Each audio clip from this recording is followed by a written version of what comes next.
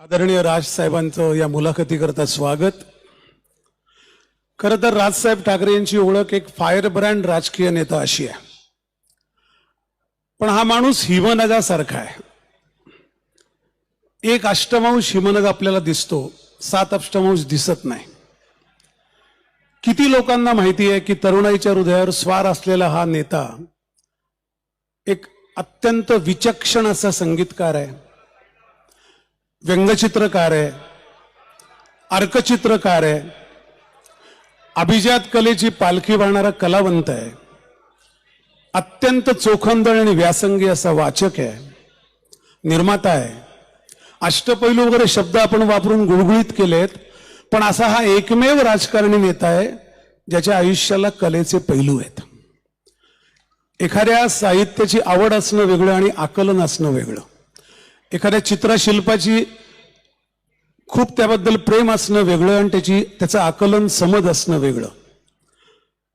राज ठाकरे, मला आत्ता असं वाटतं की तुम्ही महाराष्ट्रातले एकमेव राजकीय नेते आहात ज्यांच्या कलेबद्दलची किंवा समज, आकलन, त्याबद्दलचं प्रेम, त्याबद्दलचा सगळा ओढा हा इतर कुठलाही राजकीय नेता मला आत्ता दिसत नाही की जो आहे, आणि ते सगळ्यात मोठ्या आशेचं स्थान आहे.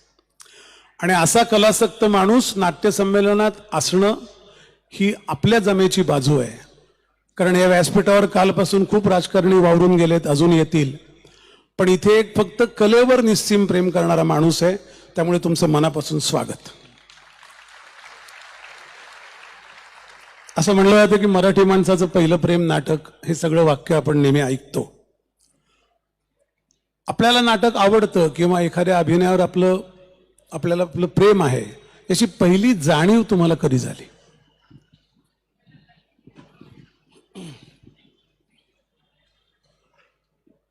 सर्वप्रथम मी आपल्याला सर्वांना 100व्या या नाट्य संमेलनानिमित्त मी आपल्याला शुभेच्छा देतो आणि मला बोलवल्याबद्दल धन्यवाद देतो. खरं तर मला हुरहुर होती की दुपारच्या जेवणानंतर समोर कोणी असतील का, की मी आणि करंजीकर दोघेच गप्पा मारून घरी निघून गेलो. परंतु आपण सर्वजण इथे इतक्या मोठ्या संख्येने उपस्थित आहात, त्याबद्दल मी आपला मनापासून आभारी आहे.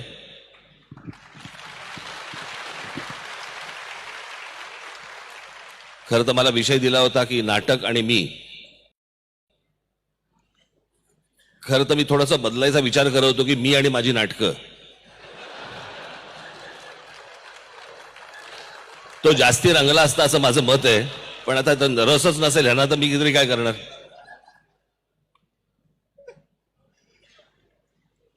पण नाटक न पाहिलेला मराठी माणूस मला नाही वाटत महाराष्ट्रात कोणी असेल. त्याने किती पाहिली असतील, काय पाहिली असतील, मला काही कल्पना नाही. परंतु नाटक या विषयावरती माझी मुलाखत घ्यावी असंही माझ्यात काही नाही. नाटक आवडतं इथपर्यंतच. तुम्ही प्रश्न काय विचारला होता मला? नाटकावर किंवा अभिनयावर, मी तो आणखीन विस्तृत करतो नाटकापुरता. आपलं प्रेम आहे, आपल्याला ते अतिशय मनाला भावतं, याची पहिली जाणीव कधी झाली? पहिली जाणीव असं काय तर आठवत नाही, परंतु नाटक काय प्रत्यक्ष घडणारी कुठची गोष्ट ही तुम्हाला बघायला आवडतेच. कारण त्या नाटक या गोष्टीला रिटेक नाही आहे. करेक्ट. जसं आमच्या भाषणाला रिटेक नाही आहे, सुटलं की सुटलं. म्हणजे हल्ली सकाळची चॅनल पाहिल्यानंतर रिटेक घ्यावेसे वाटतात की परत एकदा बोला, की हे जरा चुकलं, जरा परत एकदा बोला. पण आमच्या क्षेत्राला आणि नाट्य क्षेत्राला रिटेक नसल्यामुळे पूर्ण भान ठेवून त्या सगळ्या गोष्टी कराव्या लागतात. मला चित्रपट क्षेत्र या गोष्टींविषयी मला आस्था आहे. मला त्यातलं जरा समजतं देखील माझं, कारण ते फिल्म मेकिंग हे माझं पहिलं प्रेम आहे. मी मागे माझ्या मुलाखतींमध्ये मी सांगितलं होतं की जर मला आता ह्या सर्व तरुणांना आता खूप संधी आहे, त्यांच्याकडे इंटरनेट आहे, ते कम्युनिकेशन आहे, सगळ्या गोष्टी त्यांच्याकडे आता आज समोर आहेत त्यांच्या. मी जेव्हा कॉलेजमध्ये होतो त्यावेळेला मला वॉल्ट डिझनी स्टुडिओमध्ये ॲनिमेटर व्हायचं होतं. आता तो वॉल्ट डिझनी कुठे, त्यांचा स्टुडिओ कुठे, कोणाला कॉन्टॅक्ट करायचा, कोणाला पत्र लिहायचं, त्यावेळेला काही ईमेल नाही, फोन नाही, कोण माहिती काहीच नाही. अर्थात नंतर त्याचं मी एक माझा स्वतःचा एक ॲनिमेशन स्टुडिओ पण काढला होता, तो भाग वेगळा.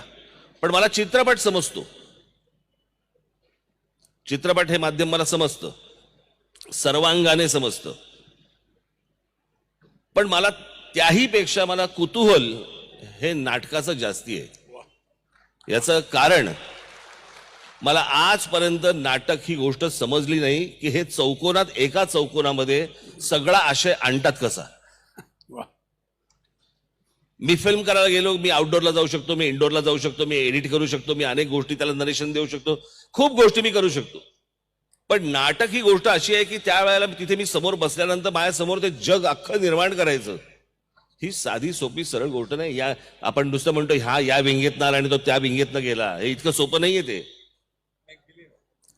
पण ते तुम्हाला बिलीव्ह करायला लावणं की हे खरं असं आहे, समोर तुमच्या दिसतंय तसं आहे, त्याच्यामध्ये कलाकार, अनेक कलाकार त्याच्यामध्ये जीव होतच असतात, ते खरं वाटायला लागतं. मला असं वाटतं ही सगळ्यात मोठी ताकद आहे.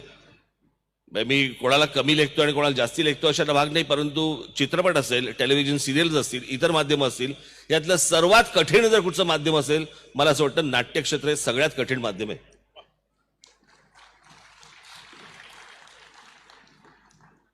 अजून एक कॉमन दुवा आहे, मराठी माणसांच्या असण्यावर नितांत प्रेम असणारा हा नेता आहे. आपण मराठी आहोत याचा अभिमान, याचं सत्व जपणारा नेता आहे. गंमत अशी आहे की देशातल्या नाटकाची सुरुवातच महाराष्ट्राने केली. आपल्याला 1843 विष्णुदास भावे सगळं ऐकून माहिती असतं, पण खरं नाटक पहिलं व्यंकोजी भोसल्यांच्या काळात झालं तंजावरला. ते पहिलं मराठी नाटक आहे त्या दशकातलं, त्या शतकातलं. पण गंमत अशी आहे, देशातलं पहिलं हिंदी नाटक पण मराठी माणसाने केलंय. त्याचं नाव बळवंत मराठे, तो मिरजेचा होता.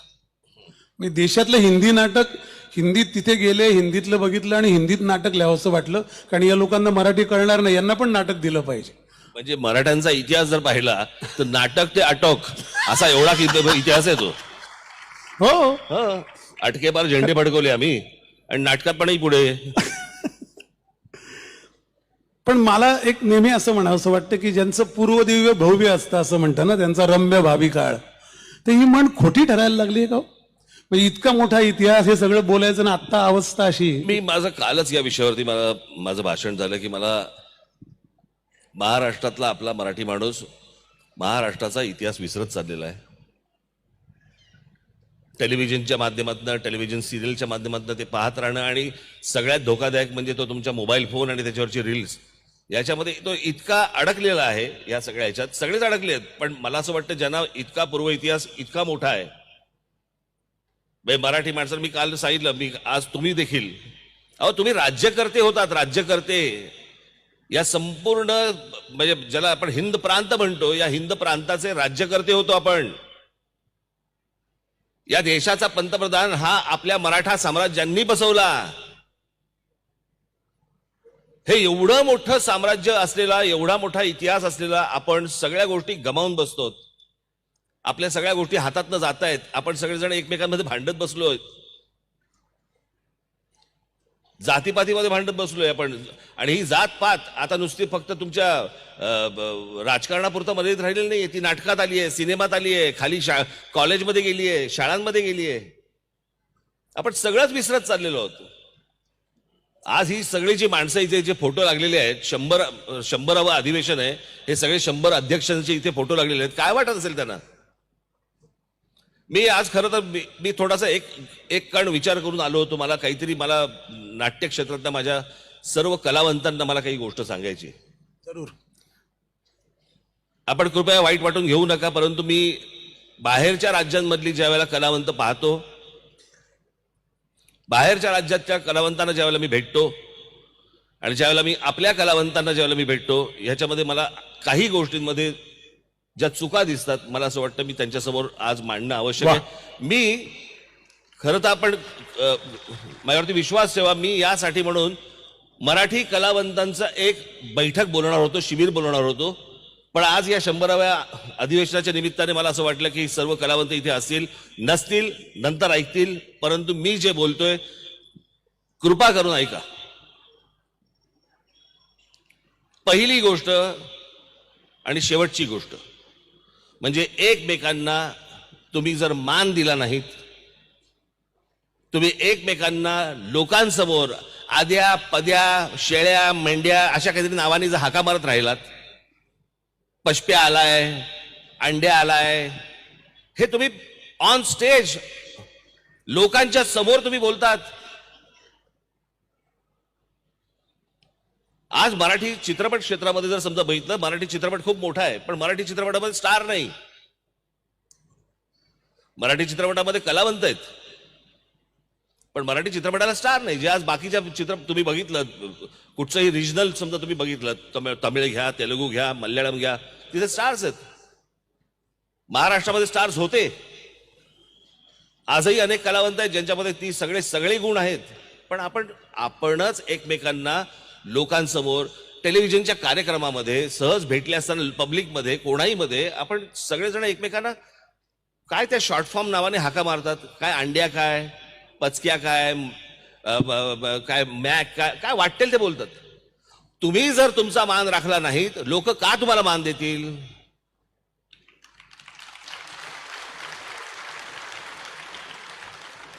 मी अनेक ठिकाणी बघितलेलं आहे, रजनीकांत आणि इलायराजा तिकडचे साऊथ मध्ये खूप मोठे संगीतकार होऊन गेले आहेत, म्हणजे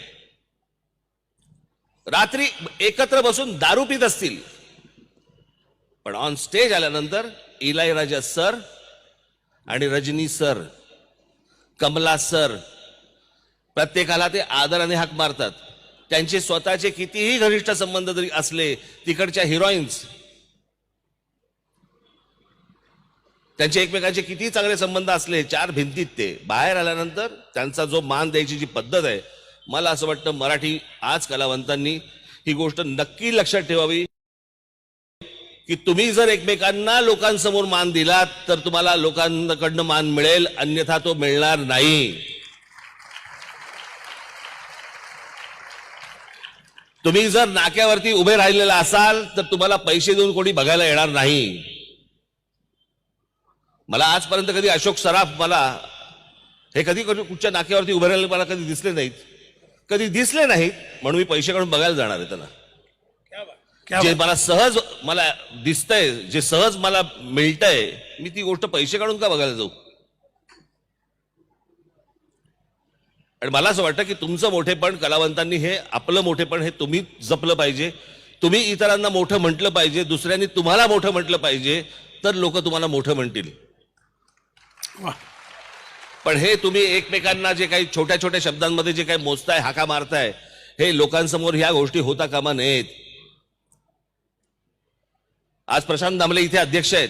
मी चार भिंतीमध्ये माझ्या घरी आल्यानंतर मी त्यांच्याशी मी आरेतुरेमध्ये बोलीन. मी चार चौघामध्ये मी प्रशांत सरच म्हणेन.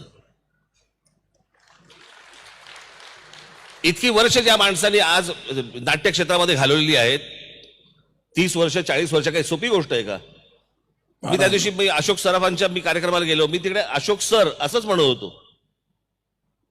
हे सर म्हणण्यासारखीच माणसं आहेत ना. मग यांना जर समजा आपण नाही समजा सर म्हटलं, काय म्हणायचं पब्लिकली? मामा आलेत का? सख्खे मामा लागतात का तुझे? इतका मोठा कलावंत आहे ना, म्हण ना अशोक सर.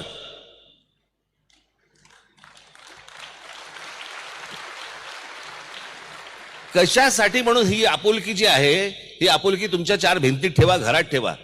लोकांसमोर ज्या वेळेला याल त्यावेळेला तुम्ही एकमेकांना मान देऊनच बोललं पाहिजे, तरच मला असं वाटतं या नाट्य क्षेत्राला आणि चित्रपट क्षेत्राला पुढे काहीतरी चांगलं भविष्य आहे. त्यांची साधी दक्षिणेतील तुम्ही साधी लोक घ्या, आत्ता आलेली, खरंय, कसे नम्रपणे बसलेले असतात, कसे त्यांच्याशी वागत असतात, कसे बोलत असतात, एकदा त्यांना ऑब्झर्व करा. अदबस्त, खरंय.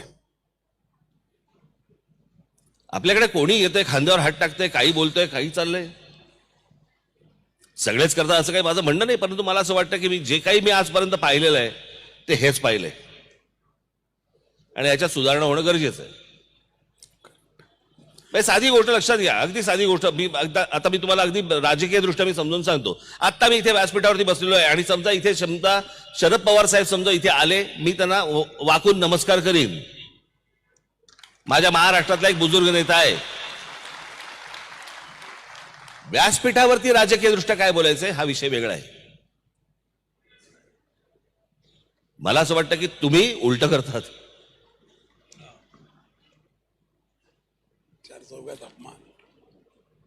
आणि ह्या सगळ्या गोष्टी, माझी हात जोडून विनंती आहे तुम्हाला, मराठी सर्व कलावंतांना माझी विनंती आहे की तुम्ही एकमेकांना मान देणं गरजेचं आहे. संपूर्ण नावाने हाक मारणं तुम्ही गरजेचं आहे. त्याच्या काय त्याची वर्ष किती गेली आहेत त्याच्याप्रमाणे तुम्ही त्यांना सर म्हणणं किंवा काय म्हणणं हे गरजेचं आहे. अरुण सरनाईक यांना मला नाही आठवत अजून कोणीतरी आरू बिरू हाक मारलेली. मला नाही आठवत कोणी श्रीराम लागूंना शिरू किंवा काही अशी हाक मारलेली. लागू साहेब आलेत किंवा लागू सर आलेत आणि त्या लोकांनी देखील तेवढा त्यांचा आप राखलाच होता. मला असं वाटतं आज या कलावंतांनी ही गोष्ट सांभाळणं खूप गरजेचं आहे. अन्यथा ज्या मुंबईमध्ये तुम्ही आज महाराष्ट्रामध्ये आज जिथे हिंदी चित्रपटसृष्टी आहे त्या हिंदी चित्रपटसृष्टीमध्ये मी तुम्हाला एक उदाहरण म्हणून सांगतो. आता हा शेवट मी करून टाकतो या विषयाचा. मी मध्यंतरी एका डिरेक्टरना भेटलो, मला ते भेटले, आम्ही माझे मित्र आहेत ते. एका मी मराठी कलावंताबद्दल बोललो. त्याने विचारलं कौन है ये? मैंने कभी सुना नहीं नाम. 4-5 चित्रपटामध्ये कामं केले ना हिंदीमध्ये. अरे मैंने नाम नहीं सुना कभी. मी त्याचं उर्फ नाव सांगितलं. अरे वो तो उसको तो मैं मिलता हूं, अच्छा लड़का है. म्हणजे तिथपर्यंत ख्याती पोहोचली तुमची असल्या नावांची. पण तीच गोष्ट ज्या वेळेला मी अशोक सराफांबद्दल बोलतो, लक्ष्मीकांत बेर्डेंबद्दल बोलतो, कुठच्याही हिंदी माझे जेवढे माझे मित्र परिवारातले आहेत त्यांचे, ते कधीही त्यांना कुठच्या उर्फ नावाने अरे अशोक सर क्या काम करता आदमी असंच म्हणतात. आणि मला असं वाटतं आजच्या या 100व्या नाट्य संमेलनाला सर्वांनी शपथ घ्यायला पाहिजे की आम्ही असल्या प्रकारची कुठचीही नावाने कोणाला हाका मारणार नाही. आम्ही सगळ्यांना एकमेकांना मान देत राहू आणि मान घेत राहू. वा. त्याच अशोकजींच्या कार्यक्रमात तुम्ही एक वाक्य बोलला होतात की कलावंत नसते तर हा देश अराजकाकडे गेला असता. रोज उठून आभार मानले पाहिजे त्यांचे. खरंय.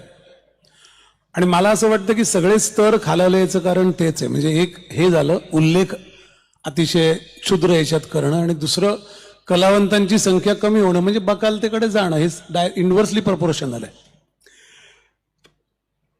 मला नेहमी असं तुम्हाला वाटतं की हे जे तुम्ही म्हणलात आणि तुम्ही अजून एक वाक्य म्हणलात की मी कृतज्ञ आहे या अवस्थेला, या दर्जाला आणून ठेवल्याबद्दल कलावंतांचा कृतज्ञ आहे. पण हे कोणी मला दुसरं राजकारणी कधी म्हणल्याचं ऐकिवात सुद्धा नाही. म्हणजे खाजगीत म्हणले असतील कुठल्या मुलाखतीत, पण असं जनरल त्यांचं ते ठाम मत आहे असं वाटलं नाही. तर तुम्ही जे ते म्हणालात ते थोडं मला असं वाटतं विशद करून इलॅबोरेशन करून सांगावं. तुम्ही 2 उदाहरणं पण तेव्हा दिली होती. ते काय 1947 साली स्वातंत्र्य मिळालं, 52 साली पहिली निवडणूक झाली, त्याच्यानंतर अनेक सरकारं आली. गेले 70 वर्ष मला कित्येकदा मला निवडणुका लढवताना पण मला अनेकदा लाज वाटते. मी ज्यावेळेला महाराष्ट्रामध्ये जेव्हा जातो त्यावेळेला मला असं वाटतं अरे माझा काकाही हेच म्हणायचा, माझा आजोबाही हेच म्हणायचा, मी तेच म्हणतोय. मी तिथे सभेला गेल्यानंतर मी तिथल्या लोकांना काय सांगतोय, मी तुम्हाला पाणी देईन, मी तुम्हाला रस्ते देईन, मी तुमच्याकडचं लोडशेडिंग कमी करून मी तुम्हाला वीज देईन. 70 वर्ष आम्ही त्याच विषयांवरती निवडणुका लढवतोय. आम्ही पुढे कधी जाणार? आणि या सगळ्या परिस्थितीमध्ये विचार करा, जर आपल्याकडे कलावंत नसते, चित्रकार नसते, शिल्पकार नसते, कवी नसते, लेखक नसते, कलाकार बाकीचे चित्रपट कलाकार असतील, नाट्य क्षेत्रातले कलाकार असतील, गायक असतील, ही मंडळी जर समजा नसती या देशात कधीच अराजक आलं असतं. आज आपल्या बाजूला असलेल्या पाकिस्तानची अवस्था आपण बघतो. आज ह्या सगळ्या तुम्हा लोकांमध्ये हा देश गुंतून पडला. तुमच्यावर त्यांनी प्रेम करतो, तो प्रेम करत आला, तो गुंतून पडला म्हणून या बाकीच्या गोष्टींकडे दुर्लक्ष झालं. वा, ते आत्मभान आणि असलं. त्याच्यामुळे मी नेहमी मी तुम्हाला सगळ्यांचे खरंच आभार मानत आलो की ही मंडळी जर समजा नसती तर या देशात काय झालं असतं. आज तुम्ही मला सांगा, संध्याकाळच्या टेलिव्हिजन सिरियल्स बंद करून टाका, काय नीरस, काय आक्रोश होईल तुम्ही बघा एकदा. नीरस होईल पूर्ण, हं? नीरस होईल सगळं. खऱ्या सासूसुरांमध्ये लागतील. मग तिकडे दुर्लक्ष झालंच असेल ना सिरियलमुळे. तुम्ही अजून एक तुमच्याबद्दल सांगायचं, आणि मी मुद्दामून या गोष्टी मांडतोय मुलाखत असली तरी. सत्ता असो नसो, कलावंतांच्या पाठीशी उभे राहणारे तुम्ही एकमेव नेते आहात. आणि हा मुलाखतीचा विषय म्हणून मी बोलत नाही, मला तोंडावर काही स्तुती करायची गरज नाही. मला असं जाणवलंय, आणि मी तर अनेक वर्ष परदेशात होतो, आल्यावर जाणवलं, तर काही प्रॉब्लेम असतील कुठल्याही कलावंताचे, तुमच्याकडे लोक येतात. याचं मर्म काय असेल हो? म्हणजे तुम्ही कामं करतात हा भाग आहे, पण यावंसं वाटणं इथे त्याची सुरुवात आहे मला वाटतं. आणि ती वाटत नाही इतर कोणाबद्दल, किंवा ते होईल असं वाटत नाही. ते आता मी काम करतो, पण त्यांना काय हवंसं वाटायचं उत्तर नाही माझ्याकडे. असं तुमच्या म्हणजे एक त्याच्या विचारात असेल ना. त्यांचा विषय संपल्यावर थोडस चार गोष्टी जरा जास्ती बोलत असेल त्यांच्या बरोबर म्हणून. नाही इतकंच. नाही, मला माहित नाही. मला असं नाही आहे, मला असं वाटतं बाकीच्याही इतर राजकारणाकडे कलावंत जात असतील ना, अशातला काही भाग नाही.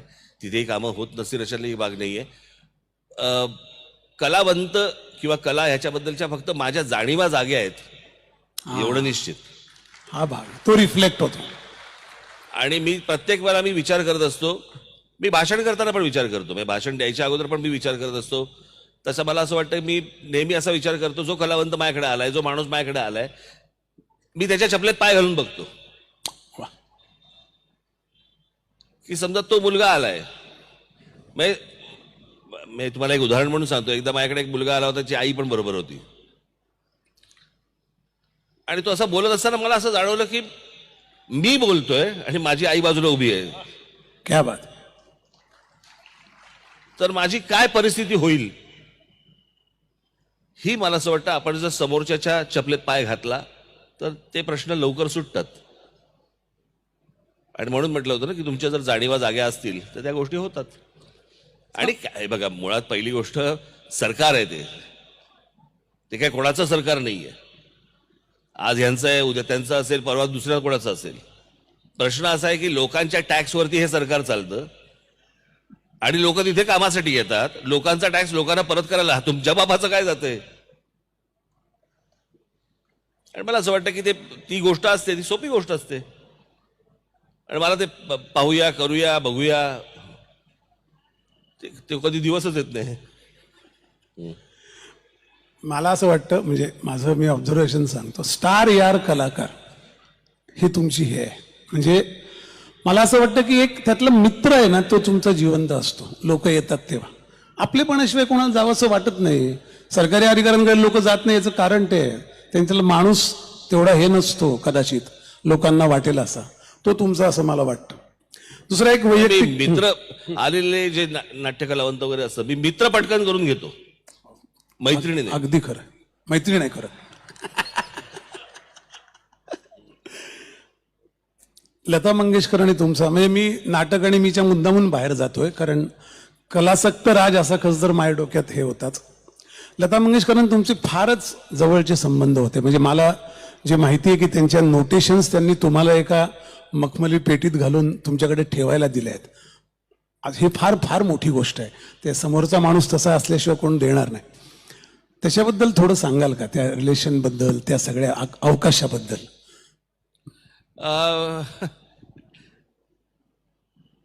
त्याला काही कारण नाहीये, ते जमत गेलं, जुळत गेलं. आणि जेव्हापासून जेव्हा मी त्यांना भेटलो तेव्हापासून त्यांनी माझ्यावरती मुलासारखंच प्रेम केलं. आणि मला आजही आठवते, मी लता मंगेशकर बोलते असं त्या कधी म्हणायचे नाहीत. मला एकदा त्यांचा फोन आला, आणि त्याच्या आधी मी कधी त्यांच्याशी फोनवरती बोललो नव्हतो. आणि मला त्यांचा फोन आला, मला म्हणाले हॅलो. म्हटलं बोलतोय. हॅलो, राज ठाकरे आहेत का? म्हटलं बोलतोय. हा राज, नमस्कार, मी लता. म्हटलं कोण लता? अहो मला कसं कळणार, मला जर सांगा ना की माझ्याशी फोनवरती या अंतरावरनं लता मंगेशकर बोलतायत. मग त्या म्हणाले लता मंगेशकर. म्हटलं अरे तुम्ही काय फोन केलात? मग मी नंतर तेव्हा त्यांना जाऊन भेटलो होतो. मग आमचे संबंध वाढत गेले, पुढे होत गेले. त्यांना मी त्यांच्यावरचं एक पुस्तक चालू आहे माझं काम, पुस्तकाचं दिदींवरचं. मी जेव्हा दिदींचा पहिला कार्यक्रम केला होता, त्या पहिल्या कार्यक्रमाच्या वेळेला अशा दिदी इथे बसल्यात तर तुम्ही बसले इथे, एवढं एवढं अंतर होतं. आणि ते काहीतरी बॅगेतनं काहीतरी कागद काढायच्या अशा बघायच्या आणि तिथे साधारणपणे 100 एक लोकांचा तो एक ऑर्केस्ट्रा असायचा, त्यांचं ते गाणं सुरू असायचं आणि दीदी फक्त हमिंग करायच्या त्या ऑर्केस्ट्रेशनवरती. त्या सगळ्या ऑर्केस्ट्रेशनमध्ये तो त्यांचा आवाज इतका करेक्ट त्यातून बाहेर यायचा, त्या इतक्या वाद्यातनं. मी एकदा तो लांबून जाऊन ऐकला, तिथेही यायचा. तुम्हाला अतिशयोक्ती वाटेल या गोष्टींची, पण मी इतका शार्प आवाज मी कधी कोणाचा ऐकलेला नाही होता आणि ऐकू पण शकणार नाही.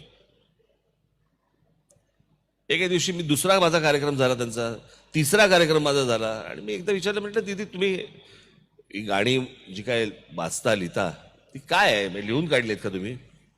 मला बोलले म्हणे राज काय आहे, पूर्वीच्या काळामध्ये माझ्या जे कवी असायचे ते उर्दूत लिहायचे. काही कवी होते त्यांचं अक्षरच लागायचं नाही.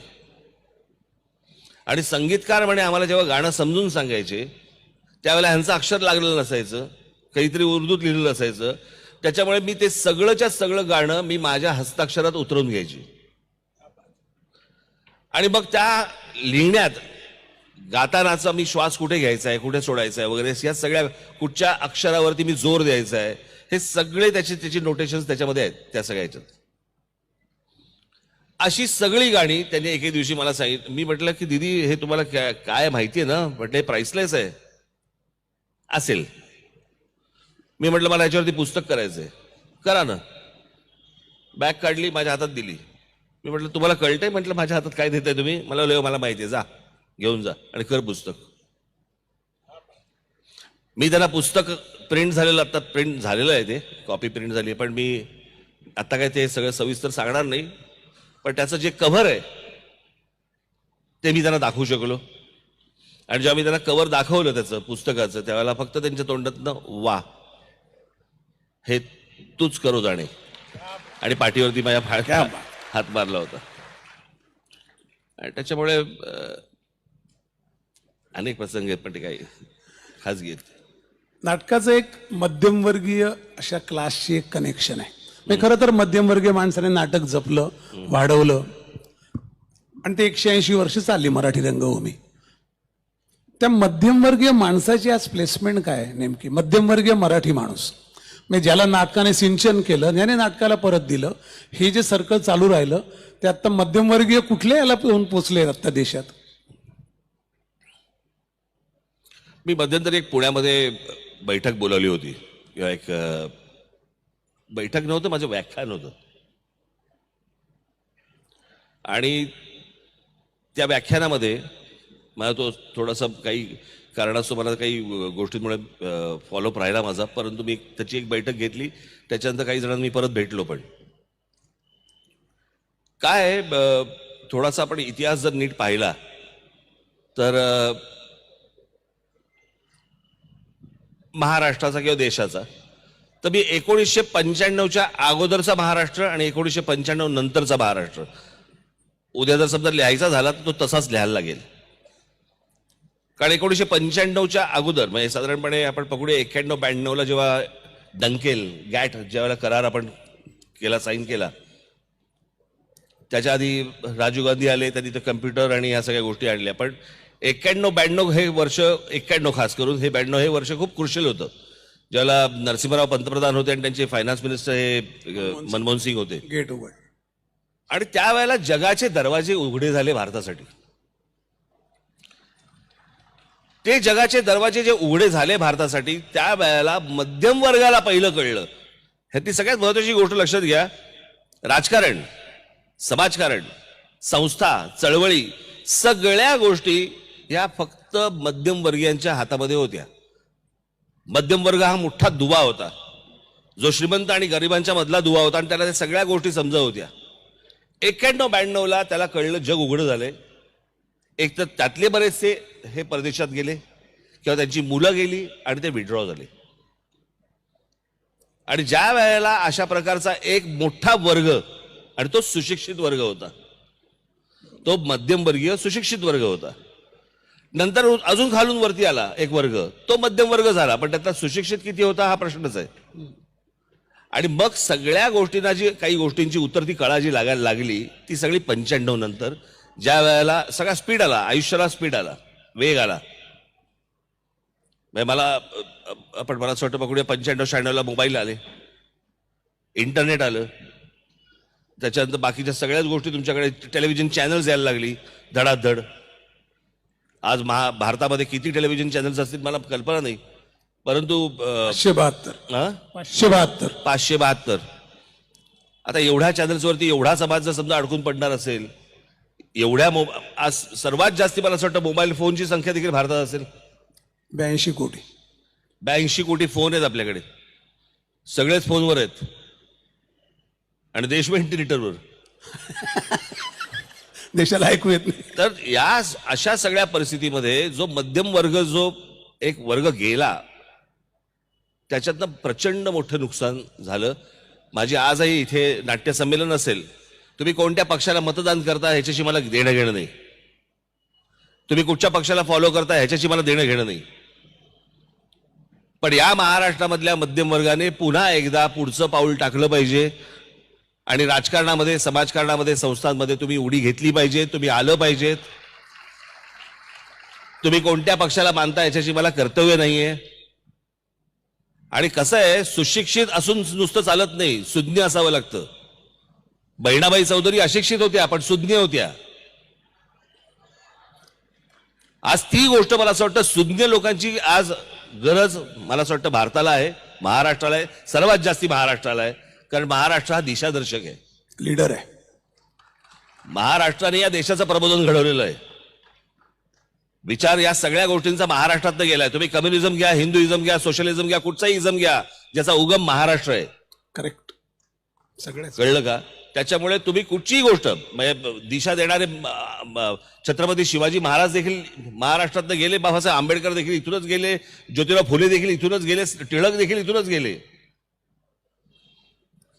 आज तो महाराष्ट्र जर समजा कुठेतरी सगळ्या ठिकाणी चाचपडत असेल तर मला असं वाटतं ही धोक्याची सूचना आहे, धोक्याची घंटा आहे. आणि जातीपाती आणि असल्या फालतू गोष्टींमध्ये आपण बरबटून जाण्यापेक्षा उत्तर प्रदेश, बिहार आणि या भागाची काय अवस्था झाली आहे आपण बघू शकता. आणि आज पण जे काही महाराष्ट्रामध्ये जातीचं सगळं चालू आहे आता, मराठी विरुद्ध ओबीसी, ओबीसी विरुद्ध हे, ह्याच्या विरुद्ध ते, हे नाही करत आहेत. हे कोणीतरी करवतंय, हे काहीतरी घडतंय, हे समजत नाही आपल्या लोकांना, पण हे कोणीतरी करवतंय. हा महाराष्ट्र एकसंघ राहू नये याच्यासाठी सगळे प्रयत्न करतायत आणि आम्ही गाफील आहोत. ही महाराष्ट्राची दुर्दैवी शोकांतिका आहे. आज आपल्याला असं वाटतं आपण जातीसाठी म्हणून काहीतरी करतोय, काही नाही, हे कोणतरी चालवतंय, षडयंत्र आहे. याच्यासाठी काही चॅनल्स काम करतायत, सोशल मीडिया काम करतोय, काही नेते काम करतायत, काही पक्ष काम करतायत. हे सगळं महाराष्ट्राचं एकत्रीकरण हे विखरून टाकायचं याच्यासाठीचे सगळे प्रयत्न सुरू आहेत. आणि मला असं वाटतं महाराष्ट्रातल्या मराठी माणसाला जर समजा आजही भान घेणार नसेल या गोष्टींचं, आणि त्याच्यात आमच्या देशातले, राज्यातले जे सगळे काय नेते मंडळी आहेत मशगूल आहेत त्यांच्या सत्तेत, महाराष्ट्र म्हणून कोणी विचार करायला तयार नाही. कधीतरी महाराष्ट्रावरची पुस्तकं खरंच काढा आणि एकदा वाचा, मग कळेल आपली काय ताकद होती, किंवा रादर आज ताकद आहे आपली. सगळ्या गोष्टींमध्ये महाराष्ट्र हा पुढारलेला आहे. मला अनेकदा ते मागे एकदा ते हे बोलले होते नाही का, कोण तुमचे एक राज्यपाल होते, की इकडचे जर समजा गुजराती, मारवाडी हे जर समजा महाराष्ट्र सोडून गेले, कोश्यारी महाराष्ट्र सोडून गेले तर काय होईल महाराष्ट्राचं. मी म्हटलं पहिल्यांदा ते त्यांचं राज्य सोडून आले का हे पहिलं विचारा ना त्यांना.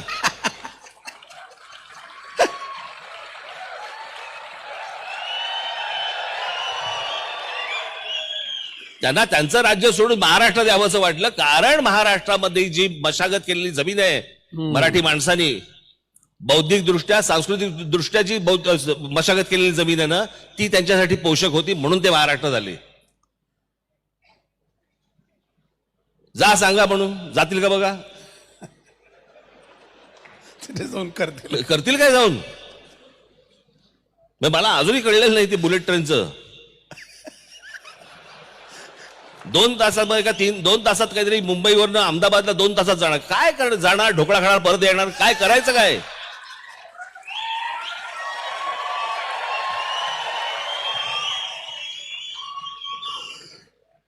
मुंबईत चांगला मिळतो, त्याच्यासाठी 1 लाख कोटी कशाला घालवायचे? पण मला असं वाटतं चारी बाजूला महाराष्ट्रातल्या मराठी माणसाचं लक्ष असलं पाहिजे, तो दक्ष असला पाहिजे. आपल्या हाताखालची जमीन, मी कालच सांगितलेलं आहे, मला माहिती नाही की आपल्यापैकी किती जणांनी पाहिलंय. मी हे बोलत राहणार, सतत बोलत राहणार, मराठी माणसाला सतत हे मी सांगत राहणार. तुम्हाला असं वाटलं असेल की मी काल सांगितलं, मी परत आज सांगेन.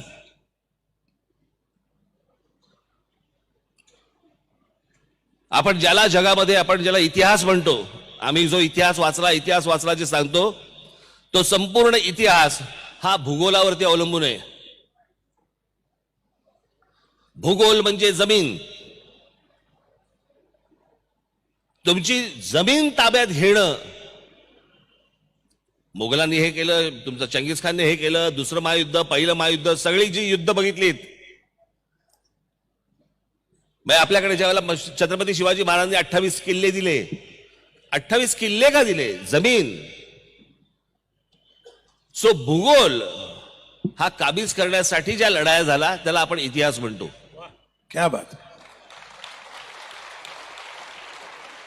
आज महाराष्ट्राचा भूगोल अडचणीत आहे.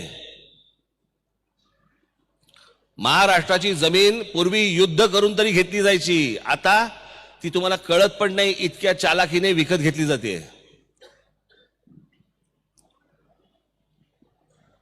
मी तुम्हाला खरंच सांगतो, या ह्याच्यात उद्या तुम्हाला कोणीतरी विचारतात माणसं की तुम्ही कुठे राहणार आहे, तुम्ही सांगता हिंदुस्थानात राहतो. हिंदुस्थानात कुठे? महाराष्ट्रात राहतो. महाराष्ट्रात कुठे? नाही, मी पिंपरीला राहतो, चिंचवडला राहतो. पिंपरी चिंचवडला कुठे राहतो? हे हा माझं घर. घर म्हणजे काय? तो जमिनीचा तुकडा. तो जमिनीचा तुकडा म्हणजे तुमचं अस्तित्व. ते जर अस्तित्वच जर समजा तुमच्या हातातनं गेलं, तुमच्या पायाखालून जर गेलं, कोण तुम्ही? तुमची भाषा जर समजा तुमच्या राज्यामधनं निघून गेली आणि दुसऱ्या भाषा यायला लागल्या, कोण तुम्ही?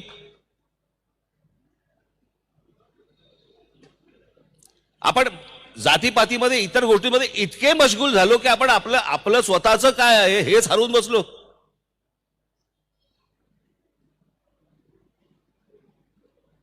म्हणजे 8व्या शतकातली ही आमची मराठी जन्माला आलेली 6व्या का 7व्या शतकामध्ये जन्माला आलेली मराठी आज आम्ही घालून बसतोय.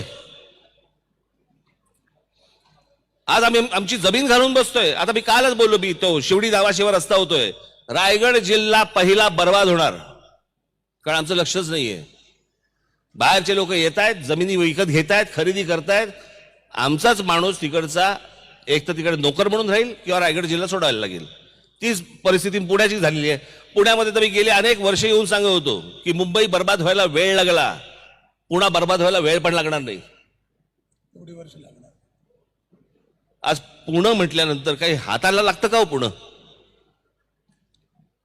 हिंजेवाडी इकडे, तिकडे मगरपट्टा तिकडे, अजून कुठे तिकडे, कुठपर्यंत पुणे पसरले कळतच नाही. कोणी पसरवलं? इथल्या लोकांनी लोकसंख्या वाढवली. आणि मी मुळात परत ज्या गोष्टींवरती येतो, हे काय राजकीय व्यासपीठ नाहीये, परंतु मला असं वाटतं मी येत असताना आपली जी बलस्थानं आहेत, ह्या बलस्थानांमध्ये नाट्यक्षेत्र येतं. अगदी करेक्ट. आणि ते नाट्यक्षेत्र जर समजा आपण वृद्धिंगत करू शकलो नाही, मोठं करू शकलो नाही, कशाला फोटो लावायचे हो यांचे? कशासाठी खर्च करायचे? दरवर्षी काय केलंच पाहिजे असं काही जबरदस्ती नाहीये. खरंय. हे जर वाढवणार नसू, आपण मोठं करणार नसू, आमच्याकडे थिएटर्स मिळत नाहीत, नाट्य क्षेत्रामध्ये भांडणं करतात, कसली भांडणं आहेत? म्हणजे खरं आहे, 100 कोटीच्या वर हा व्यवहार नाही नाट्यक्षेत्राचा आपला, 80 कोटीच. पण त्याच्यातले जर वाद आणि ते सगळे पण ह्याच नाट्यक्षेत्रातले लोक जेव्हा परदेशातनं परत येतात तेव्हा म्हणतात काय त्या इंग्लंडमध्ये थिएटर्स आणि त्या इंग्लंडमधली नाटकं आहेत. अरे मग इथे करा ना. खरंय. त्याच्यासाठी काय पाहिजेत गोष्टी ना त्याची प्रपोजल बनवा. मी इनिशिएटिव्ह घेईन, सगळ्या राजकारण्यांना एकत्र करीन आणि आपण हे नाट्यक्षेत्र मोठं करू. वा वा वा. अतिशय आवश्यक गोष्ट तुम्ही सांगितली, तो प्रश्नच होता. हे बिघडलं कारण ती मशागत थांबली. मशागत करणारं नाटक आहे. अहो, साधी गोष्ट, मी काय तुमच्या सीएसआर फंड कॉर्पोरेट सोशल याच्यातनं मी नाशिकच्या एका बागेसाठी, एका ह्याच्यासाठी मी रतन टाटांकडनं 15 कोटी रुपये आणले. बोटॅनिकल गार्डनसाठी. एवढे उद्योगपती महाराष्ट्रामध्ये आहेत, हे सीएसआर फंडामधून करोडो रुपये देऊ शकतात. इच्छा आहे का? मी आता हे संमेलन झाल्यानंतर मी नाट्यक्षेत्रातील लोकांशी बोलून मी एकदम. परंतु या सगळ्या गोष्टीचा एक कुठेतरी हब केला पाहिजे की सगळी नाट्य थिएटर्स एका बाजूला असतील, तिकडेच हॉटेल्स असतील, लोक तिकडे येतील. आज बघा तुम्ही न्यूयॉर्कला समजा गेलात, न्यूयॉर्कला थिएटर्स आहेत. अमेरिकेतनं सगळीकडनं माणसं विमानाने नाटक पाहायला येतात, 2 दिवसासाठी शनिवार रविवार येतात, परत जातात.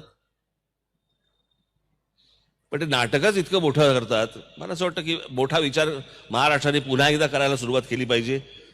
छत्रपतींच्या रूपाने आपला त्यावेळेला मोठा विचार झाला, त्याच्यानंतर अनेक लोकांनी त्याचा महाराष्ट्राचा मोठेपण जागवलं, गाजवलं.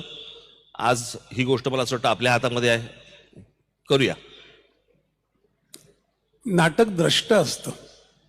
लखोबा लोखंडे नाटकात किती वर्षापूर्वी आले आणि आता तो मी नव्हेचे वेगवेगळ्या स्तरावरचे आविष्कार आपण बघतोय. नाटक तुम्हाला सांगतं बहुधा 20-50 वर्षांनी काय कोसळणार आहे. म्हणूनच त्याच्यासाठी इतिहास वाचायचा असतो. अनेक लोक असे झाले. काय तुम्ही जोपर्यंत शिक्षा देत नाहीत ना तोपर्यंत कोणत्याही सुधारणा होणार नाहीत. चुकीला चूक आणि बरोबरला बरोबर. काम झालं तर पाठीवरती शाबासकी, नाही झालं तर घरी बसवायचं. हे ज्या दिवशी तुमच्याकडनं होईल, आमच्या सगळे जण राजकारणातले सुतासारखे सरळ येतील. अजून एक गमतीशीर योग आहे. मला असं वाटतं ते बाकीचे लोक यायच्या आधी मला घालवा इथून. 5:45 10 मिनिटं. नाही, एक योग आणि एक योगायोग असा आहे. मॉनिटर येणार असतील आता. जेव्हा घाशीराम कोतवाल आलं होतं तेव्हा तुम्ही वयाने लहान होतात खूप. त्याच्यावर अनेक वादळं उठली, रिॲक्शन सुटल्या. घाशीराम बसवणाऱ्या आज संमेलनाचे अध्यक्ष आहेत, आज इथे आहेत, डॉक्टर जब्बार पटेल. पुन्हा तशी परिस्थिती उद्भवण्याची शक्यता आहे का? घाशीराम सारखा विषय येणं, त्या सगळ्याचे. मला असं वाटतं विषय तुम्ही कोणतेही आणले पाहिजेत. मी तुम्हाला माझ्या बाबतीत मी गोष्ट सांगू शकतो, इतरांचं मला माहित नाही मला. पण माझ्यावरती देखील अनेक चित्रपट आले जे माझ्या खरं तर बघायला गेलं तर मला थोडंसं निगेटिव्ह कॅरेक्टर या अंगानेच मला दाखवलं गेलं होतं, बरोबर. पण मी कधीही ते चित्रपट बंद पाडण्याचं कधीही काम केलं नाही, करणारही नाही.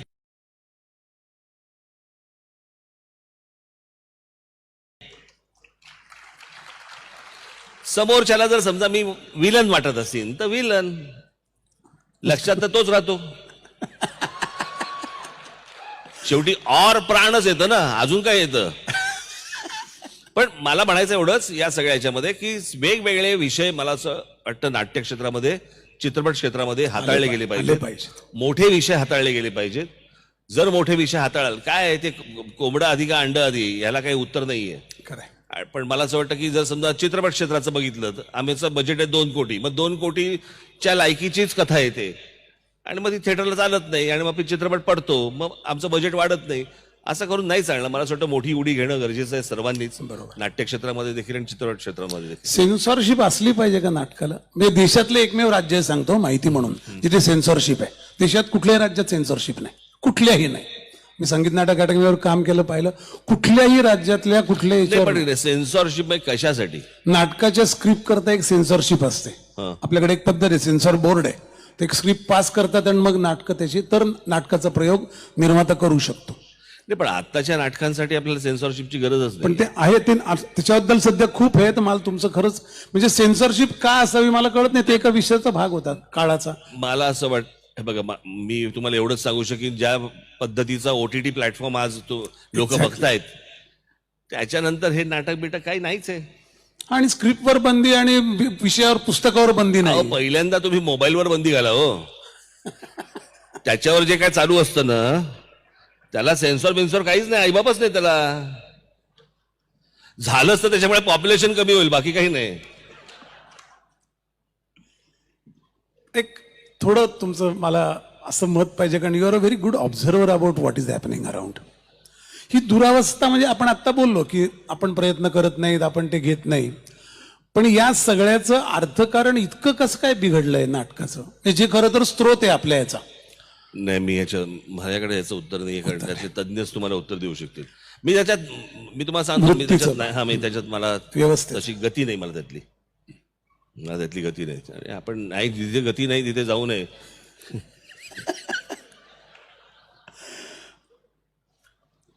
थोडे आवडता नाटककार कोण तुमचा? हे अनेक असतील, पण एक लक्षात राहिलेलं असतं. आवडता नाटककार, लेखक म्हणून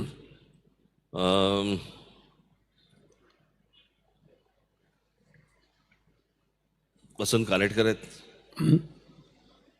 PL आहेत, बरेच येतो असे. खूप बरोबर आहे. खूप मी असं कुठे यादी सांगत बसू. बरं, एकाचं नाव नाही घेतलं तर लोकांना वाटत यायला माहित नाही. नाही, अशा सगळेच सगळे. मला एक म्हणजे I time to ask this question. या सगळ्या गोष्टींकडे नाटकाच्या आपण एक 180 वगैरे सगळं बोलतो, याच्याकडे तुम्ही बघतात. प्लेसमेंट जी आत्ता याच्या पुढे काय होईल, तुम्हाला कुठल्या वळणावर उभे आहे नाट्यसृष्टी, कुठे जाईल? हा, म्हणजे कुठे गेली पाहिजे आपण बोललो, पण आत्ता आपल्याकडे भांड्यात काय ते पाहिलं पाहिजे ना. आपण उगीच म्हणू की इकडे घेऊन जाऊ, तसं होणार नाही. ते कितपत पात्र आहे, जे काय पात्र आहे. मी तुम्हाला ते एवढंच सांगू शकेन, नाटक मोठं झालं पाहिजे. मोठं करणारे माझ्या समोर सगळे बसलेले आहेत, त्याच्यामुळे ते त्यातले तज्ज्ञ आहेत. आज जग फिरलेली माणसं आहेत ही सगळी. असं नाही की फक्त मुंबई महाराष्ट्रात फिरतायत, त्यांना त्या गोष्टींचं आकलन आहे. सरकारकडनं त्या प्रकारचं जर समजा प्रोत्साहन मिळालं तर मला असं वाटतं की वंडर्स करतील, असं माझं मत आहे नाट्यक्षेत्र आपलं.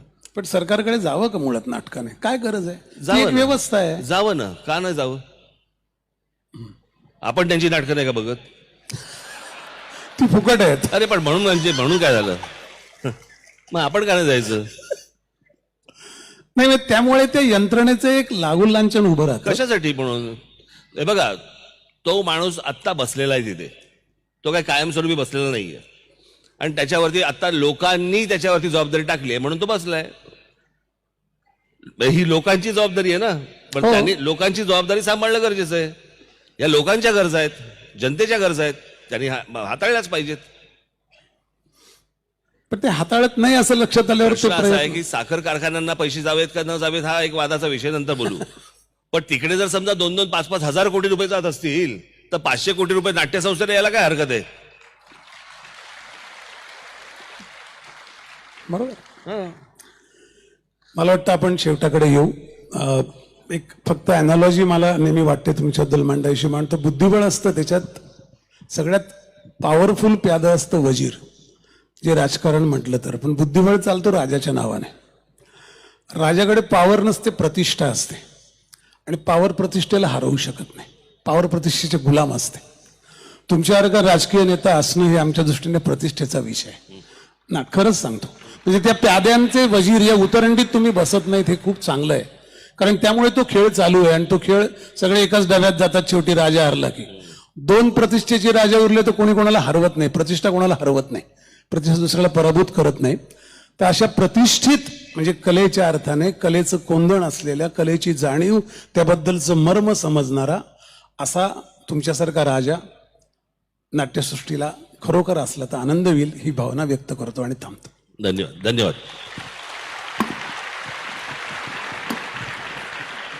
या प्रसंगी मी माननीय भाऊसाहेब भोईर यांना विनंती करतो की आपण माननीय राजसाहेब ठाकरे यांचा या ठिकाणी सत्कार करावा.